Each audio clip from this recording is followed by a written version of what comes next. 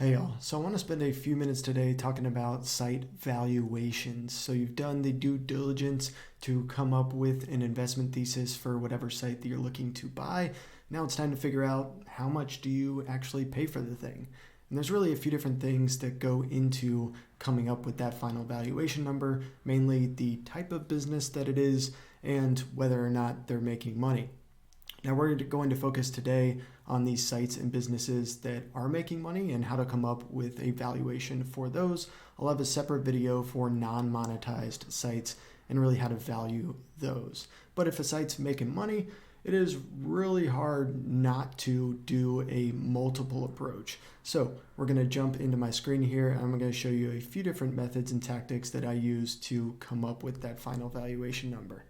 In my opinion, if a site's making money, it is really hard not to do a valuation based on the dollars that they're bringing in.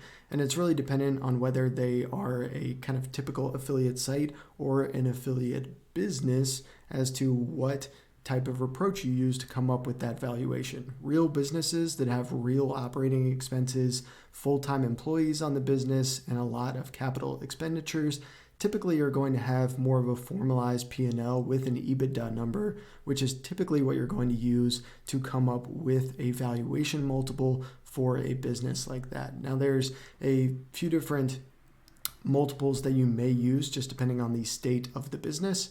These are some of the ones that I've typically seen in the market in the M&A deals that I've been involved in, and just some of the other ones that I've seen go down over the last several years. So if it's a highly lucrative industry and a market-leading asset within that niche or category, it's not uncommon to see EBITDA multiples of 7+. I personally have been a part of a couple of deals that have been in this range for really large businesses that are in the 9 or 10 figures for the final asset sale.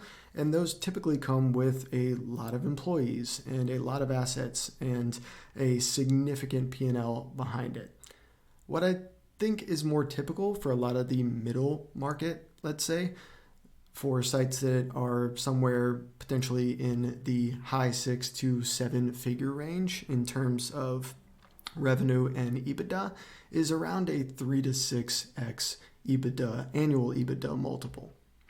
And if they're losing money, you're obviously not going to go off of an EBITDA multiple there. You're probably going to want to use something like an annual revenue multiple. Typically what I've seen is about 4 to 5x, but really that is just dependent on what type of business that it is, what industry it's in, and a bunch of other factors as to what adjusts that multiple.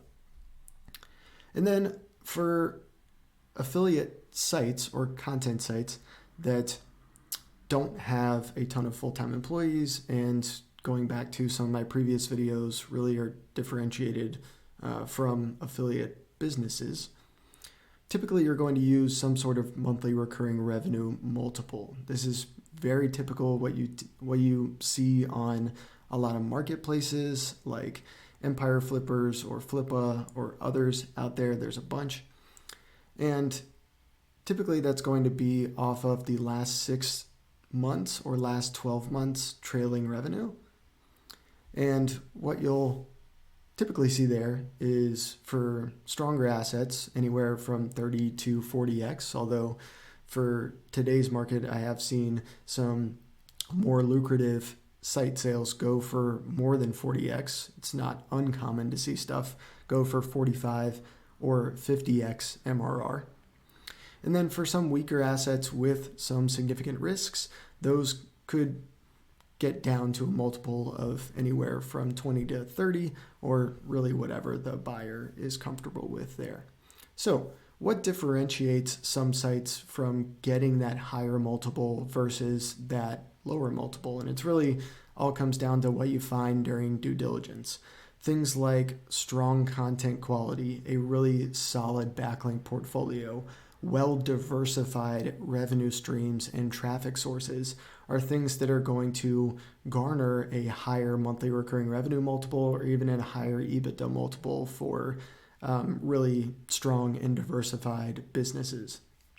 Now, the weaker assets are pretty much the opposite of that. So stuff that has pretty low quality content, that has a riskier link profile, that, let's say, is completely reliant on Google search for traffic and only makes money from display ads or affiliate revenue, or really just a single revenue source, that stuff isn't going to get you those higher multiples. It's really going to be likely somewhere in that 20 to 30x range, but really, again, dependent on the industry, the individual asset, and all the due diligence that you do to come up with that final valuation.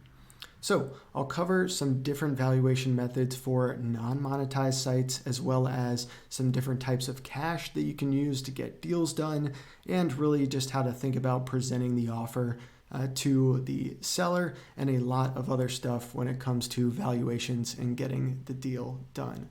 So y'all let me know if you have any questions, and I'll see you in the next video.